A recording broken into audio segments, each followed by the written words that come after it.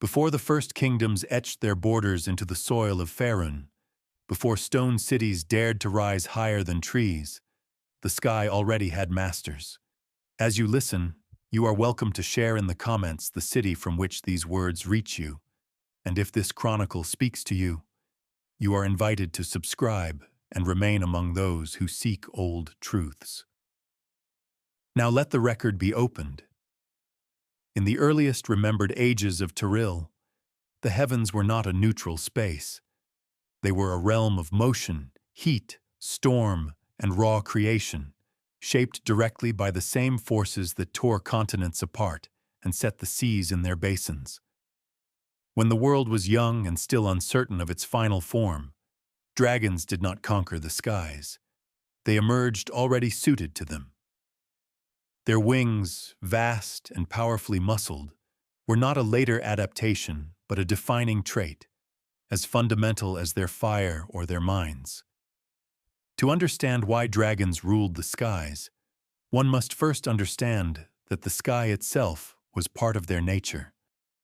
Draconic lore preserved in the oldest tablets of the Forgotten Realms places dragonkind among the first true children of the world. While other races trace their origins to later divine acts or gradual evolution, dragons appear in the record fully realized. Creatures of scale and flame, thought and instinct, magic and matter bound together. Their dominion over the air was not merely physical. Dragons possessed an innate mastery of altitude, wind, and spatial awareness that no mortal race would approach for tens of thousands of years. Flight was not a tool to them. It was a state of being. Ancient sources speak of the Dawn Ages as a time when the laws of reality were still malleable. Magic flowed freely, unchanneled by structured spellcraft or mortal limitation.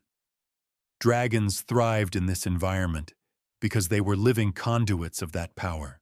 Their bodies absorbed and expressed magic naturally, allowing them to endure heights, pressures, and elemental forces that would shatter lesser beings. When a dragon took to the air, it did so not in defiance of nature, but in harmony with it. The sky recognized them. This harmony translated directly into dominance. From above, dragons could survey vast territories, track migrations, observe the movements of rivals, and strike with precision. Land-bound creatures lived within fixed horizons. Dragons lived beyond them. A single worm could control an entire region simply by being seen in the sky above it. The shadow of wings was often enough to force submission long before flame was ever unleashed. Fear, in these early ages, was an aerial phenomenon. Yet dragons did not rule the skies alone or unchallenged. The heavens were also crossed by primordials, elementals, and divine forces still struggling for supremacy. What distinguished dragons was their persistence. Where primordials burned themselves out in catastrophic conflict, dragons endured. Their long lifespans allowed them to learn the rhythms of the world, to memorize wind patterns, seasons, and the subtle changes in magic that preceded disaster or opportunity. Over centuries, this knowledge accumulated, passed from elder to wormling not only through teaching, but through blood and instinct. A critical truth often overlooked in later retellings is that dragons did not view the sky as empty space between destinations. To them, it was territory. Altitude meant safety, advantage, and authority. The higher a dragon laired, the more unassailable it became. Mountains, floating spires, and cloud-wreathed peaks became extensions of draconic identity. The sky was not above the world. It was layered into it, claimed piece by wings that never tired. By the end of the Dawn Ages, an unspoken order had settled over Faerûn. The land would be contested endlessly by those who crawled and walked upon it. The seas would belong to those who could endure their depths. But the sky, vast, merciless, and absolute, had already chosen its rulers. Dragons did not ask permission to reign there. The world itself had already answered. The rule of dragons over the skies did not arise in isolation. It was bound to forces far older and far greater than any single worm. Draconic tradition and planar records agree on one central truth. Dragonkind was shaped in proximity to divinity. Whether through the primordial being Io, whose essence fractured into the draconic gods Bahamut and Tiamat, or through an earlier cosmic principle now lost to time, dragons were never merely animals that learned to fly. They were designed to exist between the material and the divine, and the sky was the natural expression of that position. In the oldest surviving accounts, Bahamut and Tiamat are not simply patrons of dragons, but embodiments of opposing draconic ideals, order and wrath, protection and domination. Both were associated with the heavens. Bahamut is described as a god who walked the world but watched it from above, intervening rarely yet decisively. Tiamat, even when bound or banished, was envisioned as a rising force, a many-headed presence that descended from the sky in fire and terror. The imagery is consistent across cultures and eras. Draconic power comes from above. This divine association had tangible consequences. Dragons were imbued with a sense of cosmic entitlement, an understanding that the skies were not to be shared casually. Flight granted them not only physical advantage but perspective. From the air, the struggles of ground-bound races appeared small, temporary, and often self-destructive. This viewpoint shaped draconic psychology. Dragons came to see themselves as stewards, tyrants, judges, or predators, depending on temperament, but always as beings set apart.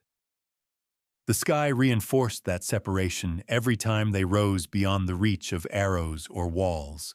Canon sources also indicate that dragons possessed an innate resistance to the hazards of high altitude and planar bleed.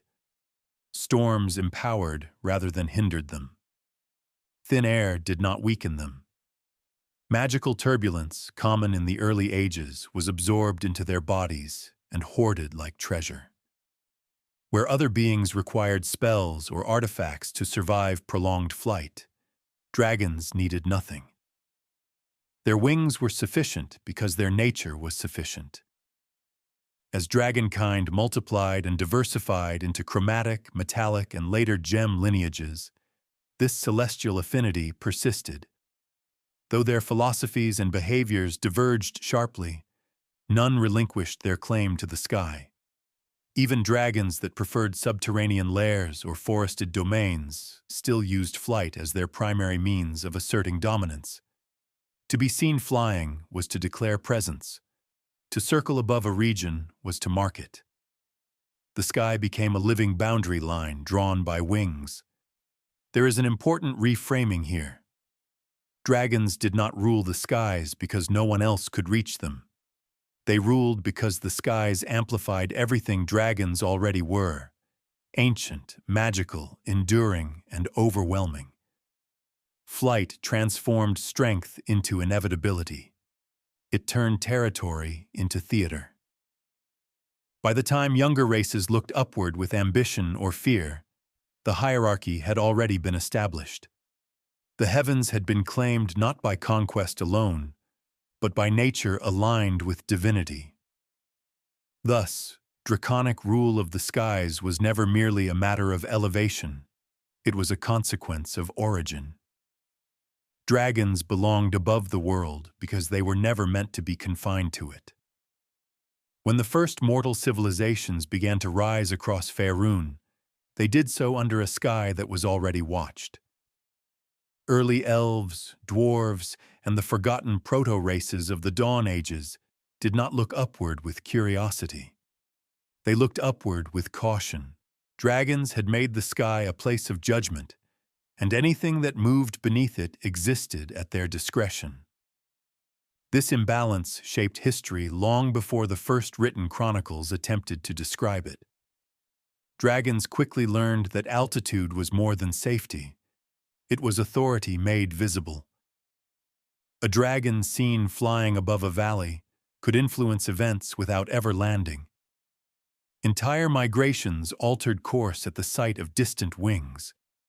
Settlements were abandoned not because they were attacked, but because they were noticed.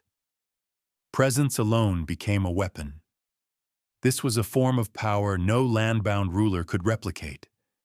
Kings required walls, armies, and symbols. Dragons required only the open sky. Canonical accounts from early Elven and Draconic records describe a recurring pattern. When dragons chose to intervene in mortal affairs, they did so from above. They descended rarely and deliberately. Fire fell from the heavens like divine punishment, reinforcing the belief that dragons were not merely creatures, but instruments of higher judgment. This association blurred the line between god and beast in the minds of early peoples, strengthening draconic dominance through belief as much as force. The sky also allowed dragons to wage war on their own terms. They could choose when and where conflict occurred, retreating upward when wounded or outnumbered. No natural terrain impeded them. Rivers, mountains, and forests, natural defenses for mortals, were meaningless from above. Even other powerful beings found themselves constrained by geography in ways dragons were not. Mobility became strategy, and dragons perfected it. This superiority reshaped the psychology of resistance. Early attempts to challenge dragons focused on appeasement rather than confrontation. Tributes were left on high peaks. Sacred sites were aligned along flight paths. Entire belief systems emerged around predicting draconic movements, reading omens in the clouds, and interpreting storms as signs of approval or wrath. The sky ceased to be neutral space and became a living signal of draconic will. Yet this dominance was not without cost. Dragons grew accustomed to control that required little effort. Over centuries, many came to see mortal races not as threats or equals, but as background noise in a much larger existence. This detachment sowed the seeds of future conflict. While dragons ruled the skies absolutely, they paid less attention to what was changing below. Mortal ingenuity advanced quietly, adapting to fear rather than confronting it directly. Still, during this age, no invention, no spell, and no alliance could truly challenge aerial supremacy. Dragons remained untouchable, not because they were invincible, but because they could choose never to be engaged.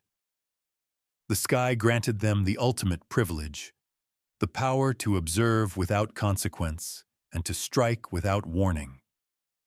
By the time mortals began to imagine the heavens as something they might one day enter themselves, dragons had already defined what such an ambition would mean.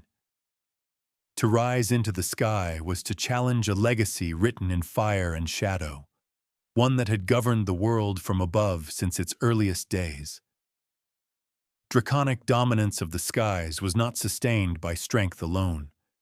It was reinforced by forces embedded deep within dragonkind itself, most notably the ancient curse known as the Dracaraj. In canonical lore, this madness was imposed by Tiamat and her allies, binding dragons to cycles of instinctive violence and territorial obsession. Though often remembered for its destruction on the ground, the Dracaraj also served a quieter function. It ensured that dragons would never relinquish the skies voluntarily. When the Dracaraj took hold, dragons were driven upward as often as they were driven to war. Agitation pushed them into motion. The sky became both refuge and outlet, a vast space where their rage could be expressed without immediate constraint. In this state, dragons ranged farther, flew higher, and asserted control more aggressively than before. the heavens filled with movement, fire, and sound. To mortals below, this appeared as chaos. To dragonkind, it was enforcement of an ancient order written into their blood. This curse also explains why draconic rule of the skies was so persistent across eras, even as circumstances changed. Dragons did not need a unified empire or shared ideology to maintain aerial supremacy. Their instincts aligned them regardless. A dragon encountering another in the sky did not see a rival species, but a reflection of itself, another rightful ruler of the same domain.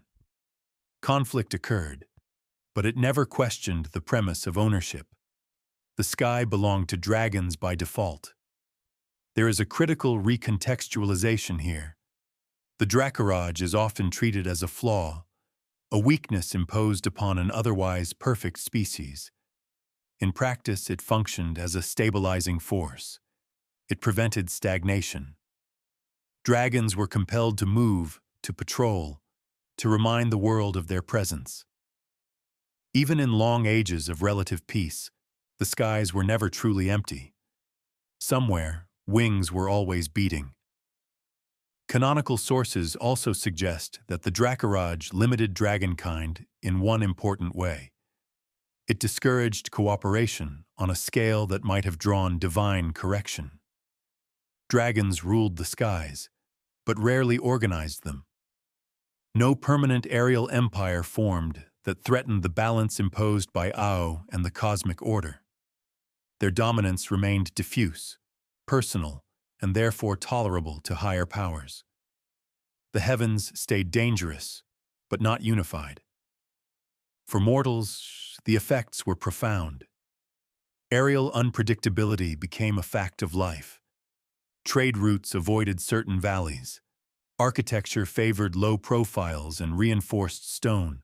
Cultural memory filled with stories of sudden descent and vanishing shadows. The sky ceased to be a place of aspiration and became a warning. Even those who never saw a dragon learned to fear what might come from above. By embedding rule into instinct rather than law, dragons ensured that their supremacy required no maintenance. It endured even when individual worms fell, even when ages turned. The sky remained theirs, not because it was defended, but because it was continuously inhabited by a nature that could not abandon it. In this way, draconic dominance reveals itself not as a single historical phase, but as a self-perpetuating condition. As long as dragons existed as dragons, the skies could never truly be free. The age of true draconic empires demonstrated how completely control of the skies translated into control of history itself. In Faerun's earliest recorded epochs, dragons did not rule through borders or capitals. They ruled through reach. A dragon empire was defined not by walls on the ground, but by how far a worm could fly in a single day and still return safely to its lair. The sky became the connective tissue of power, linking distant territories into a single sphere of influence. Canonical traditions describe these empires as loose dominions rather than centralized states. Great worms claimed vast regions, enforcing tribute from multiple settlements scattered across mountains, forests, and plains. Flight made this possible. A dragon did not need administrators or garrisons. It needed visibility. Periodic appearances from above were enough to remind subjects that distance offered no protection. The sky erased the illusion of remoteness. This aerial supremacy also allowed dragons to shape early economies. Tributes were demanded not only in gold, but in livestock, magic, and knowledge. High places became centers of exchange. Mountaintops, cliffs, and spires where offerings could be delivered without forcing a dragon to descend into vulnerability. In this way, the vertical dimension of the world was reorganized around draconic needs. What lay above mattered more than what lay below. There is a subtle but critical shift that occurs here. dragons ceased to be merely predators or tyrants and became forces of historical inertia. Entire cultures developed under the assumption that the sky was hostile territory. Expansion favored underground halls, dense forests, or stone cities built low and broad rather than tall and proud. Even when dragons were absent, their influence remained embedded in architectural choices, migration patterns, and myths passed down through generations. The sky also gave dragons control over information. From above, they could observe wars, alliances, and betrayals long before news traveled by land. A dragon that chose to intervene could do so at the moment of maximum consequence. Battles were decided by sudden fire from the clouds. Leaders were removed before their plans could unfold. This ability to act at critical junctures reinforced the perception that resistance was futile, not because dragons were everywhere, but because they arrived exactly when it mattered most. Yet this period also marked the beginning of quiet erosion. While dragons relied on aerial dominance, mortal races adapted around it. Defensive magic grew more sophisticated. Wards were raised not against armies, but against dissent. Ballistae and enchanted projectiles were designed to reach upward, even if rarely effective. Most importantly, mortals began to think vertically. The sky was no longer only a threat, it was a problem to be solved. Dragons, secure in their supremacy, largely dismissed these developments. From their perspective, nothing fundamental had changed. They still ruled from above. They still chose when to engage. What they failed to recognize was that their greatest advantage, distance, was also creating opportunity. Mortals were learning in the shadows cast by wings. By the end of this age, dragon empires remained vast, feared, and powerful. But for the first time, the skies they ruled were no longer uncontested in thought, only in fact. A quiet transition had begun. The heavens were still draconic, but they were no longer unquestioned. The first true challenge to draconic rule of the skies came not from mortals, but from giants. In the ancient dragon-giant wars, recorded across draconic tablets and giant runes alike, the conflict was never merely about territory on the ground. It was a struggle over the vertical structure of the world itself. Giants sought to raise their dominion upward, while dragons fought to ensure that the heavens remained theirs alone.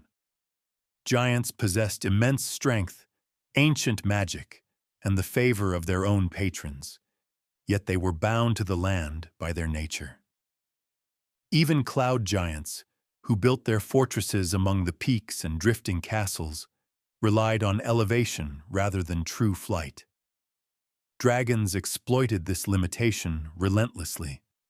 A giant stronghold could be approached from any angle, assaulted from beyond the reach of thrown boulders, and abandoned before retaliation could be organized. Mobility decided the war long before strength did. Canonical accounts emphasize a recurring pattern. Giants could win battles, dragons won campaigns. When giants gathered armies, dragons dispersed them from above. When giants fortified positions, dragons bypassed them entirely, striking supply lines, allied settlements, and sacred sites with impunity.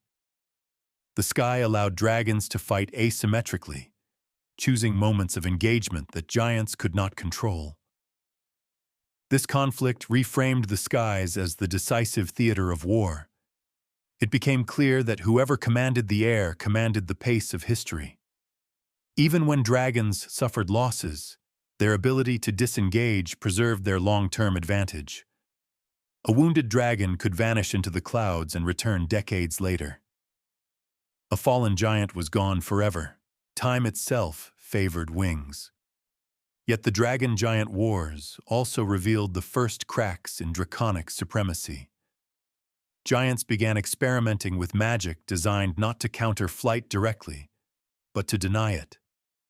Storm manipulation, weather binding, and sky ward enchantments emerged as responses to draconic tactics. While rarely decisive, these efforts demonstrated a critical shift in understanding. The sky was no longer accepted as uncontestable. It was recognized as a battlefield. The wars ended without a single victor, but their outcome was unmistakable. Dragons retained control of the skies, but at a cost. They were forced to expend resources, reveal lairs, and engage in prolonged conflict rather than effortless dominance. The heavens remained theirs, yet they were no longer effortless to hold. Awareness had changed. In the aftermath, dragons withdrew upward and outward, reinforcing their reliance on altitude and isolation. Giants retreated to their own hierarchies and ordnings, turning inward. The world below continued to change, shaped by the memory of a war that proved one immutable truth. As long as dragons ruled the skies, no power on Toril could truly rule alone. In the long ages that followed the dragon-giant wars, magic itself became an accomplice to draconic dominion. Dragons were not merely users of arcane power, they were reservoirs of it. Canon lore repeatedly affirms that dragons absorb ambient magic over their lifetimes, their bodies and lairs becoming saturated with arcane energy. This accumulation altered how the sky behaved around them. Storms bent, winds shifted, and ley lines subtly warped in response to draconic presence. The heavens grew dangerous in ways that favored dragons alone. High-altitude turbulence intensified around ancient worms. Unpredictable magical phenomena became common near established flight paths. For mortals and lesser beings, the sky became hostile terrain even before a dragon appeared. For dragons, these conditions were familiar, even nourishing. The environment itself began to act as a natural barrier, discouraging intrusion into their domain. This period also marked the deepening bond between dragons and the perception of the sky as a place of dread rather than wonder. Cultures across Faerun encoded this fear into language and belief. Omens were read in cloud formations. Sudden changes in weather were attributed to unseen wings. The absence of dragons from the sky was interpreted not as safety, but as uncertainty. Silence above became as unsettling as thunder. Dragons benefited from this psychological shift. They no longer needed to patrol constantly to assert control. The expectation of their presence did the work for them. A sky that might at any moment unleash fire was a sky already ruled. This is a crucial distinction. Dominance had moved from physical enforcement to cultural assumption. The heavens belonged to dragons not only because they could defend them, but because no one believed otherwise. Yet this transformation carried an unintended consequence. As dragons became more distant, more mythic, their rule grew abstract. Younger generations of mortals knew dragons primarily through stories, ruins, and half-remembered catastrophes. Fear persisted, but it softened into legend. In this growing distance, curiosity quietly took root. What was feared but rarely seen could one day be studied. Dragons, attuned to long spans of time, did not immediately recognize the danger in this shift. From their perspective, nothing essential had changed. The sky was still theirs. The winds still answered to their passing. Magic still gathered around their lairs. But dominance sustained by belief rather than presence is vulnerable in ways dominance enforced by wings is not. By allowing the heavens to become a realm of memory as much as reality, dragons unintentionally prepared the ground for a new challenge. The sky remained draconic in nature, but it was no longer intimately known. And what is not known forever, even when feared, eventually invites inquiry.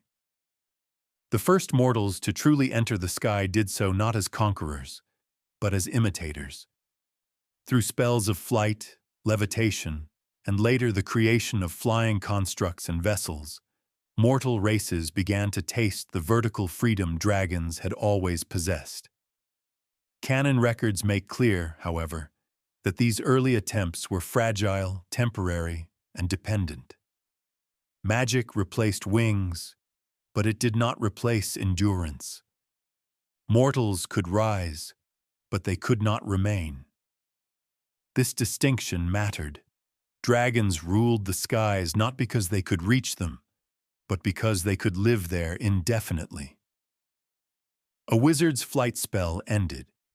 An airship required maintenance, fuel, and protection. Dragons needed none of these. They slept in high places, hunted in mid-air, and fought without regard for duration.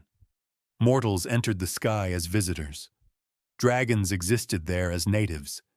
Still, this was a turning point.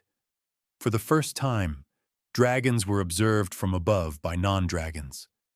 The heavens were no longer an unknowable realm defined solely by draconic movement. Scholars studied air currents. Battle mages calculated ranges and angles once considered irrelevant. Even failed attempts yielded knowledge. Each ascent, however brief, eroded the absolute mystery of the sky. Dragons responded unevenly. Some destroyed flying intrusions immediately, reinforcing ancient terror. Others ignored them, dismissing such efforts as insignificant. A few, most often metallic dragons, observed in silence, recognizing a familiar pattern. The same process had occurred countless times on the ground. What begins as imitation eventually becomes adaptation. Yet even these dragons understood that true parity was still distant. The critical imbalance remained psychological as much as physical. Mortals now knew that the sky could be entered and survived, if only briefly. Fear shifted again. It did not disappear, but it became conditional. Dragons were still supreme, but no longer incomprehensible. The heavens were dangerous, but not forbidden by nature itself. From a cosmic perspective, this shift aligned with a broader rebalancing enforced by divine order. Io's mandate was never to preserve draconic dominance indefinitely, but to prevent any single force from becoming absolute. Dragons retained their ancient claim, yet the world was allowed to change beneath them and above them. By this age, dragons still ruled the skies, in fact, but no longer in inevitability. Supremacy had become something that required awareness, choice, and restraint.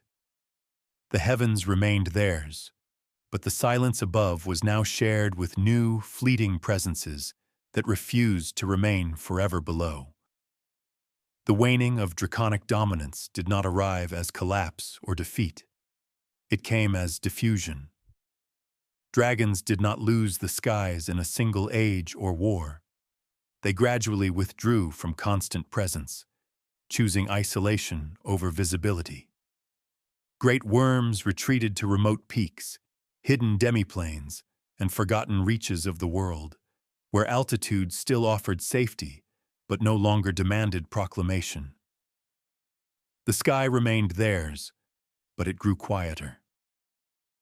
Internal division played a decisive role. Dragonkind was never unified in purpose. Chromatic dragons pursued domination and hoarded territory, often clashing with one another as fiercely as with outsiders. Metallic dragons increasingly disengaged from overt rule, bound by their philosophies and the long view of balance. Gem dragons turned inward, existing between worlds rather than above them. The heavens were not abandoned, but they were no longer governed by a single visible will. At the same time, divine constraint subtly tightened. Canon sources make clear that unchecked supremacy invites correction. Just as the gods themselves were bound by Io's decrees, dragons too existed within limits they could not cross without consequence. The Dracaraj, divine interventions, and shifting cosmic priorities all served to prevent dragons from becoming a singular, organizing power over the world. Their rule of the skies persisted, but it was prevented from becoming absolute law. Mortals misinterpreted this change as decline. Fewer sightings were taken as weakness. Reduced interference was mistaken for absence. In truth, dragons had simply recalibrated. They no longer needed to dominate every horizon to remain supreme. Memory, fear, and legend now did much of the work once done by constant flight. The idea of dragons ruling the skies endured even when wings were not always visible. This transition altered the nature of power itself. Supremacy shifted from enforcement to deterrence. Dragons became consequences rather than rulers, forces that intervened rarely but decisively. The sky ceased to be crowded with draconic presence, yet it never became safe. Its emptiness carried weight. When a dragon did appear, it was no longer routine. It was a reminder. Thus, the skies entered a new age. They were no longer ruled by motion and flame alone, but by history. Dragons remained their rightful masters, not because they patrolled endlessly, but because the world still understood what would happen if they returned in numbers. Dominance, once earned by wings, was now sustained by restraint. Even in the current age of Faerun, the skies have never truly changed ownership. Dragons no longer fill them in endless circuits of fire and shadow, yet the heavens still bear the shape of their rule. Air roots, magical theory, and military doctrine all remain defined by an unspoken assumption. If dragons chose to return in force, nothing airborne would surpass them. The absence of wings above is not proof of freedom. It is evidence of restraint. This enduring dominance rests on a truth older than any kingdom. Dragons were not elevated by the sky. The sky was shaped around them. Their bodies, minds, and magic evolved in direct dialogue with altitude, wind, and open space. Mortals learn to fly by bending reality. Dragons simply obey it. No spell, vessel, or construct has ever matched the combination of endurance, adaptability, and instinct that makes a dragon sovereign in the air. Memory reinforces this rule as much as power. Every culture of Faerûn remembers, in some form, that the sky once burned. Songs, warnings, ruins, and ruined bloodlines all trace back to a time when looking upward meant calculating survival. That memory persists even where dragons do not. It influences caution, humility, and fear. The heavens remain morally charged space, heavy with consequence. There is also a deeper cosmic resolution at work. Dragons were never meant to rule the world openly forever. Their purpose was to define its limits. By dominating the skies, they established a ceiling, literal and symbolic, on mortal ambition. Flight became something to approach carefully, with respect and preparation, rather than entitlement. In this way, draconic rule shaped not only history, but worldview. To say that dragons ruled the skies is therefore incomplete. They still do. Not through constant presence, but through permanence. The heavens of Faerûn remain a domain marked by ancient wings, and every being who rises into them does so under that inheritance. The sky remembers its first masters, and so, when the clouds darken and the wind shifts without warning, the world still understands a simple truth it learned at the beginning of time. The skies were never empty. They were merely waiting,